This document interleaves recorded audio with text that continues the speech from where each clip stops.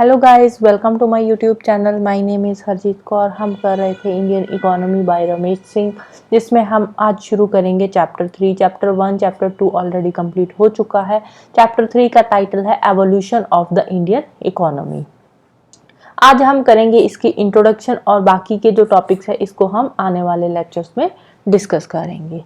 तो इंट्रोडक्शन से शुरू करते हैं। जब इंडिया को इंडिपेंडेंस मिली थी उस टाइम पे इंडिया की जो इकोनॉमिक कंडीशन थी उसके बहुत ही बुरे हालात थे। बिल्कुल इंडिया का जो इकोनॉमिक स्टेटस था उस टाइम पे बिल्कुल ही डिस्ट्रेस हो चुका था। उस टाइम पे जो इंडिया था वो ब्रिटिश की एक कॉलोनी थी। इंडिया की जो इकोनॉमी थी वो भी ब्रिटिश की एक कॉलोनियल इकोनॉमी थी। तो इसीलिए उस टाइम पे जो डेवलपमेंट का काम होता था वो इंडिया की डेवलपमेंट के लिए नहीं होता था, वो होता था यूनाइटेड किंगडम की डेवलपमेंट के लिए होता था। इंडिया में जो कुछ भी उस टाइम पे हो रहा था वो ब्रिटेन की डेवलपमेंट के लिए हो रहा था। इंडिया की डेवलपमेंट के लिए उस टाइम पे कुछ भी नहीं हो रहा था। इंडिपेंडेंस के बाद से फिर इंडिया में थोड़ी बहुत डेवलपमेंट होनी शुरू हुई थी। उस टाइम पे अगर हम एग्रीकल्चर की बात करें या फिर इंडस्ट्री की बात करें तो ऐसा एग्रीकल्चर और इंडस्ट्री उस टाइम पे बिल्कुल भी डेवलप नहीं हुई थी। उस टाइम पे स्ट्रक्चरल डिस्टॉर्शन चल रही थी, कोई भी स्ट्रक्चर इंडिया में नहीं बन रहा था और इसके लिए जो स्टेट था उसका कोई भी रोल नहीं था। ना तो स्टेट इंडिया के एग्रीकल्चर के लिए कुछ कर रही थी, इंडिया के इंडस्ट्री के लिए, और ना ही इंडिया खुद कुछ कर पा रहा था। रीजन क्या था? रीजन था ब्रिटिशर्स। 1757 में जब हुई थी प्लासी की लड़ाई हुई थी 1757 में 1757 में जब प्लासी की लड़ाई हुई थी तो उसके बाद जो ब्रिटिशर्स इंडिया में आए तो उसके बाद ब्रिटिशर्स ने इंडिया को लूटना शुरू कर दिया था। तो बेसिकली 1757 से ही ब्रिटिशर्स ने इंडिया को लूटना शुरू किया था और ये प्रोसेस चला था 1947 तक। 1757 से 1947 तक तकरीबन 200 साल तक ब्रिटिशर्स ने इंडिया को लूटा ही है, इंडिया के लिए कुछ भी नहीं किया। जो थोड़े बहुत काम उन्होंने किए हैं इंडिया में जैसे रेलवेज वगैरह वो उन्होंने अपने मकसद के लिए ही किए हैं, इंडिया के लिए उन्होंने कुछ भी नहीं करा।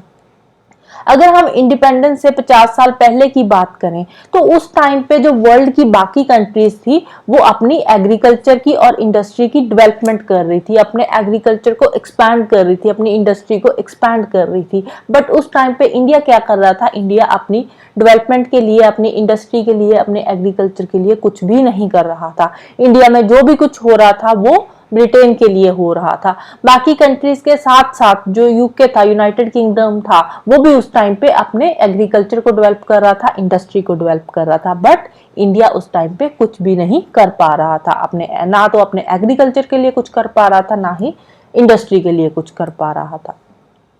उल्टा उस टाइम पे क्या चल रहा था? उस टाइम पे जो ब्रिटिशर्स थे, इंडिया ब्रिटिशर्स की कॉलोनी थी, तो ब्रिटिशर्स क्या कर रहे थे? इंडिया में आते थे, इंडिया से पैसा कमाकर कहाँ लेकर जाते थे? ब्रिटेन में लेकर जाते थे। इंडिया के साथ जो भी ट्रेड कॉमर्स चलता था उससे वो ब्रिटिशर्स क्या करते थे? पैसा कमाते थे और कमा के ब्रिटेन में ले जाते थे। तो जिसके चलते हुए उस टाइम में इंडिया का जो कॉमर्स सेक्टर था, ट्रेड सेक्टर था, इंडस्ट्री सेक्टर था, ये बिल्कुल ही खत्म होता जा रहा था। डेवलप तो क्या होना था? उल्टा खत्म होता जा रहा था। ब्रिटिशर्स क्या करते थे? ब्रिटिशर्स इंडिया से जो भी रॉ मटेरियल होता था उसको बाहर लेकर जाते थे, ब्रिटेन में लेकर जाते थे और वहां से फिनिश्ड गुड इंडिया में लाकर बेचते थे और उससे जो पैसा बनता था उसको फिर ब्रिटेन में ले जाते थे और वो पैसे से ब्रिटेन की डेवलपमेंट होती थी। तो बेसिकली उस टाइम पे इंडिया की कॉमर्स सेक्टर, इंडिया का ट्रेड सेक्टर, इंडस्ट्री, स्पेसिफिकली जो हैंडलूम इंडस्ट्री थी वो बिल्कुल ही खत्म हो गई। हैंडलूम इंडस्ट्री के खत्म होने से बहुत सारे इंडिया के लोग बेरोजगार हो गए। अब हैंडलूम इंडस्ट्री क्यों खत्म हुई थी? क्योंकि जो इंडिया का रॉ मटेरियल ब्रिटिशर्स बाहर लेकर जाते थे और वहां से मशीन मेड जो चीजें होती थी वो इंडिया में लाकर सस्ते दामों पे बेच देते थे। अब इंडिया में जो लोग चीजें बनाते थे वो हाथ से बनाते थे, बहुत मेहनत आती थी, तो वो थोड़ी महंगी भी बिकती थी और लोग तो सस्ती चीजें खरीदेंगे ना, तो इसीलिए जो हैंडलूम इंडस्ट्री थी इंडिया की वो खत्म हो गई थी ब्रिटिशर्स के आने के बाद। अगर हम कॉलोनियल स्टेट की बात करें, इंडिया की बात करें, तो इंडिया में उस टाइम पे डेवलपमेंट के नाम पे कुछ भी नहीं हो रहा था। कॉलोनियल रूल के चलते हुए इंडिया की जो इकोनॉमिक हालात थे वो बहुत ही खराब हो रहे थे, दिन ब दिन खराब होते जा रहे थे। इंडिया से प्राइमरी प्रोडक्ट्स वो एक्सपोर्ट करके बाहर लेकर जाते थे और वहां से फिर जो फिनिश्ड गुड्स इंडिया में आती थी उसको ज्यादा उनको इंडिया में बेचकर इंडिया में जो पैसा होता था इंडिया से वो ब्रिटेन में ले जाते थे और वहां पे जाकर वो ब्रिटेन की डेवलपमेंट में पैसा लगा देते थे। तो बेसिकली क्या हो रहा था, बेसिकली ड्रेन ऑफ वेल्थ हो रहा था, जो ड्रेन ऑफ कैपिटल हो रहा था, जिसके चलते हुए जो इंपीरियल डिफेंस की जितनी भी रेवेन्यू रिक्वायरमेंट्स होती थी वो सारी की सारी इंडिया से ही वो पूरी करते थे। अगर हम सोशल सेक्टर की बात करें उस टाइम पे, तो सोशल सेक्टर उस टाइम पे बिल्कुल ही नेग्लेक्टेड एरिया हो गया था। ब्रिटिशर्स को सोशल सेक्टर से कोई लेना देना नहीं था। लोग मरे लोग जिए उनके साथ ब्रिटिशर्स को कोई लेना देना नहीं था। ब्रिटिशर्स को मकसद सिर्फ अपने पैसे से था, उनको पैसा बनना चाहिए। तो इसीलिए अब जो इंडिया की प्रोडक्शन थी या प्रोडक्टिविटी थी इंडियन इकोनॉमी की, उस पर नेगेटिव इम्पैक्ट पड़ रहा था उस टाइम पे ब्रिटिश रूल का। तो उस टाइम पे अगर हम देखें ब्रिटिश रूल के टाइम पे लिटरेसी रेट देखें तो उस टाइम पे जो पीजेंट्स थे वो तो मोस्टली इलिटरेट ही थे। तो जब इंडिपेंडेंस मिली थी उस टाइम पे भी इंडिया का लिटरेसी रेट केवल 17% ही था और लाइफ एक्सपेक्टेंसी 32.5 ईयर्स ही थी। 32.5 ईयर्स बहुत ही कम लिटरेसी रेट है, सॉरी बहुत कम लाइफ एक्सपेक्टेंसी है। अब आप खुद सोचो 32-33 साल तक कोई बंदा जी रहा है, उसके बाद ही तो असली जिंदगी शुरू होती है। उसके बाद ही तो इंसान को थोड़ा पता चलने लगता है कि जिंदगी जीनी कैसे है। तो तब तक तो लोग मर ही जाते थे। तो लाइफ एक्सपेक्टेंसी 32-33 साल बहुत ही कम है, जो कि उस टाइम पे हुआ करती थी। रीजन क्या था, उस टाइम पे कोई मेडिकल फैसिलिटी थी ही नहीं। लोगों को थोड़ी बहुत बीमारी होती थी, लोग मर जाते थे। ऊपर से बहुत सारे एपिडेमिक्स भी आ रहे थे, जिसके चलते हुए लाइफ एक्सपेक्टेंसी कम हो रही थी बढ़ने की बजाय। और लिटरेसी रेट 17% ही था इंडिपेंडेंस के टाइम पे। इंडिपेंडेंस के बाद फिर धीरे धीरे मेडिकल फैसिलिटीज भी आई और लिटरेसी रेट भी इंडिया का इंप्रूव हुआ। अगर हम इंडस्ट्रियलाइजेशन की बात करें तो उस टाइम पे इंडिया का जो इंडस्ट्रियल सेक्टर था वो बिल्कुल ही नेग्लेक्टेड था। इंडस्ट्री के नाम पे इंडिया में कुछ नहीं हो रहा था, ना कोई इंफ्रास्ट्रक्चर बन रहा था, ना कोई इंडस्ट्री बन रही थी। थोड़ा बहुत जो उन्होंने अंग्रेजों ने इंफ्रास्ट्रक्चर बनाया था या इंडस्ट्री बनाई थी वो इंडिया के रॉ मटेरियल को एक्सप्लॉइट करने के लिए ही बनाई थी, क्योंकि अब रॉ मटेरियल इंडिया से इंग्लैंड लेकर जाना है तो उसके लिए रेलवेज तो चाहिए ही ना। तो इसीलिए उन्होंने जो रेलवेज बनाई थी वो अपने मकसद के लिए बनाई थी, कोई इंडिया वालों के लिए नहीं बनाई थी। कहीं पे कोई लड़ाई लग जाती है तो वहां पर सोल्जर्स को जल्द से जल्द पहुंचाने के लिए रेलवेज की बहुत जरूरत थी, इसीलिए उन्होंने रेलवेज बनाई थी। तो और इंडिया के लिए उन्होंने कुछ नहीं करा था। ऐसा नहीं था कि उस टाइम पे इंडिया में कोई कैपिटलिस्ट नहीं थे, उस टाइम पे इंडिया में भी कैपिटलिस्ट थे। बट जो इंडियन कैपिटलिस्ट थे ये भी ब्रिटिशर्स पे डिपेंडेंट थे, ब्रिटिश ट्रेडर्स पे डिपेंडेंट थे। उनके बिना इंडियन कैपिटलिस्ट भी कुछ नहीं थे, वो भी बेसिकली ब्रिटिशर्स पे ही डिपेंडेंट थे। और उस टाइम पे मेजर इंडस्ट्रीज भी थी, और ये वाली जो इंडस्ट्रीज थी ना, जैसे शिपिंग इंडस्ट्री हो गई, बैंकिंग, इंश्योरेंस, कोल सेक्टर हो गया, प्लांटेशन क्रॉप, जूट सेक्टर, ये वाले सेक्टर्स उस टाइम पे भी एग्जिस्ट करते थे। बट ये वाले सेक्टर जो थे इनको डोमिनेट कौन करते थे, ब्रिटिश फर्म्स ही डोमिनेट करती थी। इंडियंस का इसमें कोई लेना देना नहीं था till first world war. First world war के बाद थोड़ा बहुत फिर इंडियंस ने अपना कंट्रोल करना शुरू करा था, ये थोड़े बैंकिंग सेक्टर में भी घुसे, इंश्योरेंस में भी। तो फर्स्ट वर्ल्ड वॉर के बाद ही ये थोड़ा बहुत इंडिया ने अपना इंटरफेयर करना शुरू किया। उससे पहले इनमें जो डोमिनेट सेक्टर था वो था ब्रिटिशर्स ही इन सारे सेक्टर्स को डोमिनेट कर रहे थे। ब्रिटिशर्स का ही इन सब सेक्टर्स में बोलबाला था, इंडियंस का कुछ भी लेना देना नहीं था। अगर हम प्री इंडिपेंडेंस पीरियड की बात करें तो उस टाइम पे इंडिया की जो डेवलपमेंट थी, इंडिया का जो स्ट्रक्चरल डेवलपमेंट थी वो नियर स्टैग्नेशन थी, मतलब कि बिल्कुल नहीं हो रही थी, जीरो पे थी। कोई स्ट्रक्चरल डेवलपमेंट हो ही नहीं रही थी, कोई चेंज नहीं हो रहा था, ना कोई प्रोडक्टिविटी बढ़ रही थी, ना कोई आउटपुट बढ़ रही थी। अगर हम 20th सेंचुरी के फर्स्ट हाफ की बात करें 1900 से लेकर 1950 तक की, तो उस टाइम पे जो प्रोडक्टिविटी थी वो कितनी हुई, एक साल में 2% से भी कम की प्रोडक्टिविटी होती थी, जो कि ना के बराबर है। 2% या उससे भी कम होती थी, तो वो कोई आउटपुट नहीं होती 2% या 2% से कम की जो होती है। तो प्री इंडिपेंडेंस पीरियड के टाइम पे जो इंडिया की ग्रोथ थी वो ना के बराबर ही थी। अगर हम इकोनॉमिक परफॉर्मेंस की बात करें इंडिया की, तो इकोनॉमिक परफॉर्मेंस भी ब्रिटिश रूल के अंडर इंडिया की बहुत ही लो थी। इकोनॉमिकली इंडिया कुछ अपने लिए कर ही नहीं पा रहा था, इकोनॉमिक परफॉर्मेंस कहां से अच्छी होगी।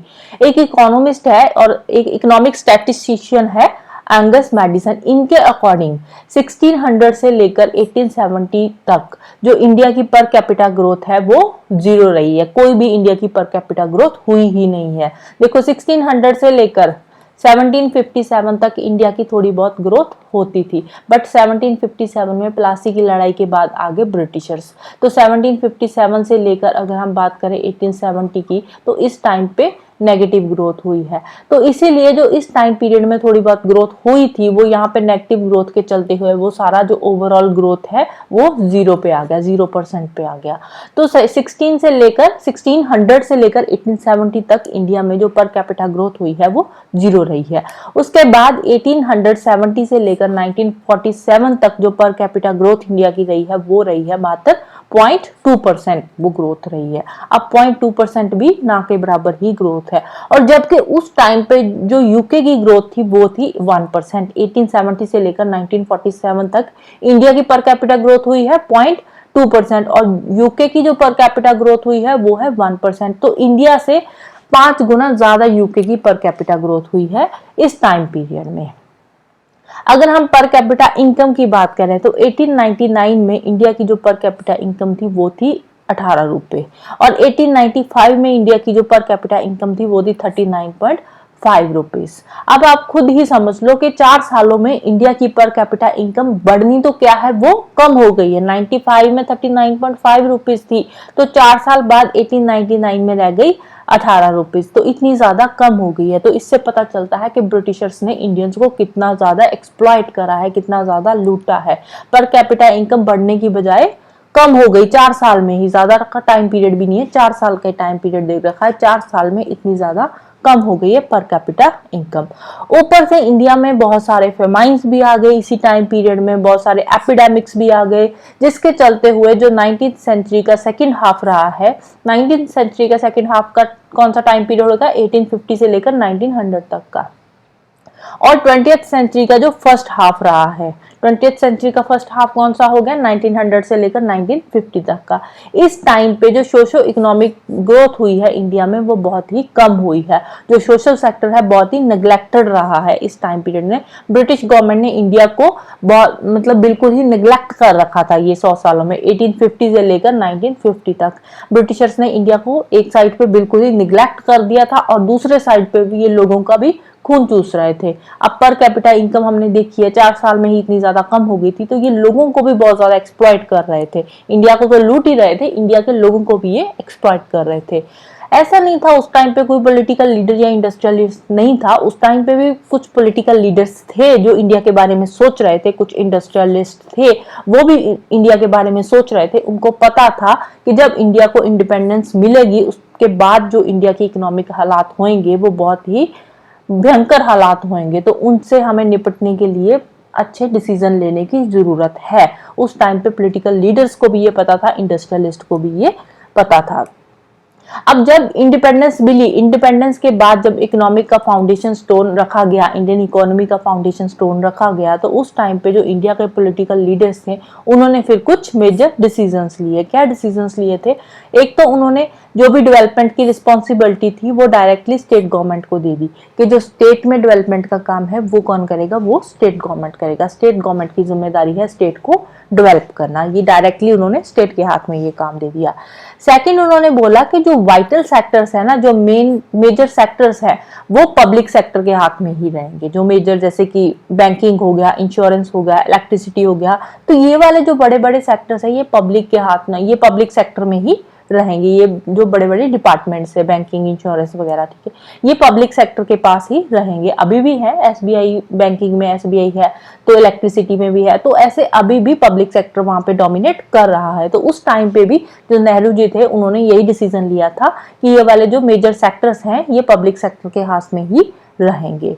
फिर उस टाइम पे नेहरू जी को लगा कि अब इंडिपेंडेंस के बाद इंडिया में हैवी इंडस्ट्रीज को डेवलपमेंट करने की जरूरत है। अगर हैवी इंडस्ट्रीज इंडिया में डेवलपमेंट होगी तभी इंडिया में कुछ बनेगा।